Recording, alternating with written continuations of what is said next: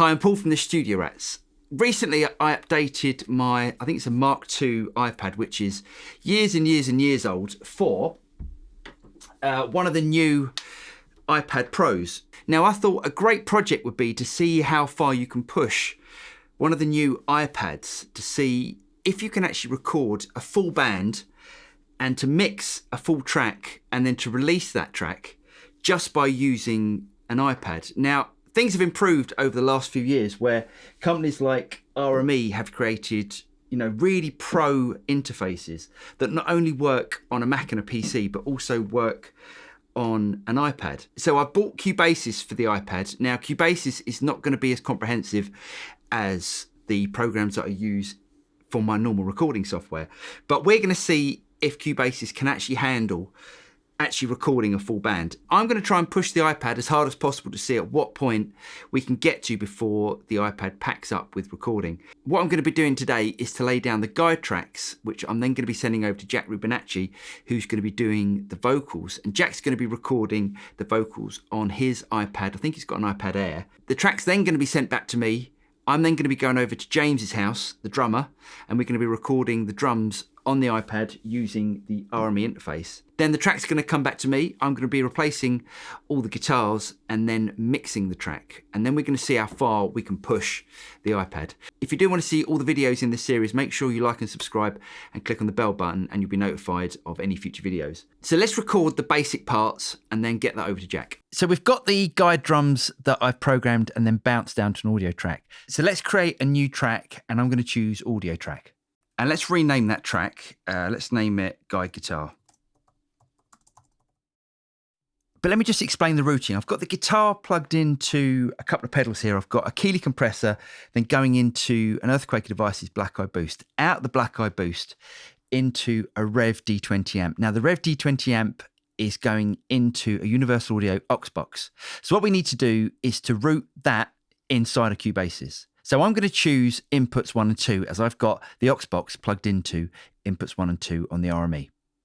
So now we're all set up. All I've got to do is to push the little speaker icon on the track.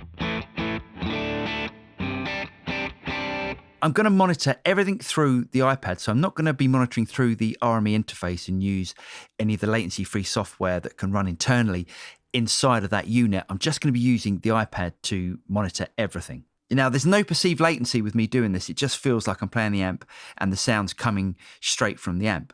Now, this is quite surprising considering it is an iPad. We're not using a computer here, we're using an iPad. So all the processing is being done internally and I'm getting that latency free into my speakers. Now, what I'd like to do is to sort out some effects. So I'm going to go to my send effects and I'm going to push this little E button here and I'm going to choose one of the effects that comes with Cubasis. Let's choose stereo delay.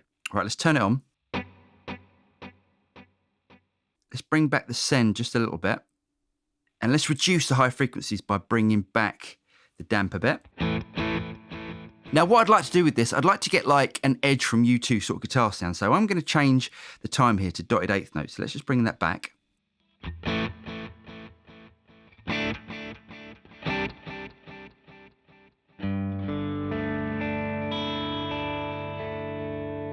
I'm going to switch the metronome on, push record, and let's record the part.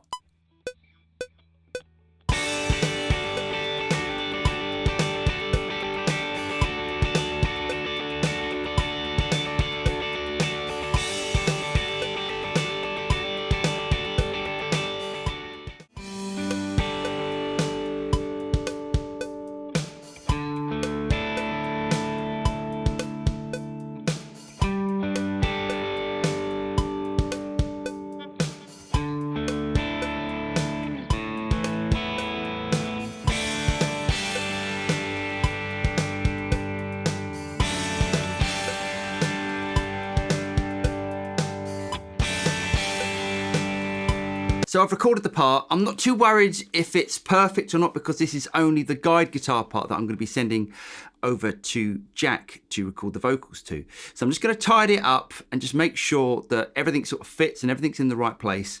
Then I'm going to send it over to Jack and Jack is going to then record the vocals. But before we do that, what I'd like to do with this is to just add some more effects to it. So I'm going to go to my insert effects.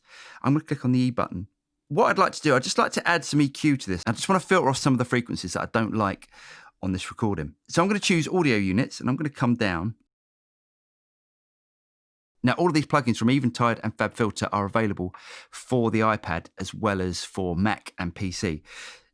So I'm going to choose Pro Q3, and just with my finger, I'm going to scroll up here and I'm going to make this full screen. Obviously, because the iPad is touchscreen, it makes it incredibly easy to control EQs.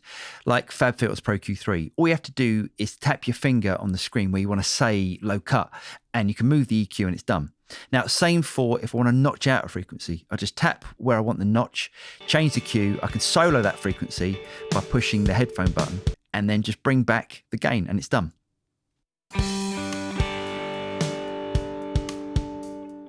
The next thing I'm going to do is record a guide bass. So again, I'm just going to add a track and I've got the bass plugged into input 3 on the RME interface. So I'm going to go to routing and I'm going to choose mono input.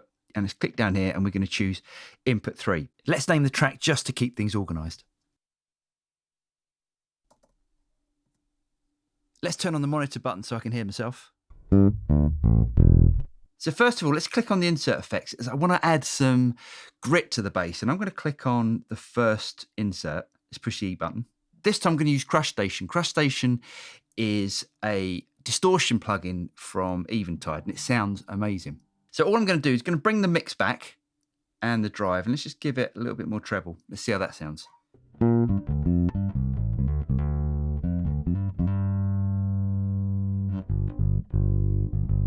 Let's bring the playhead back to the start, switch the metronome on, and go for a take.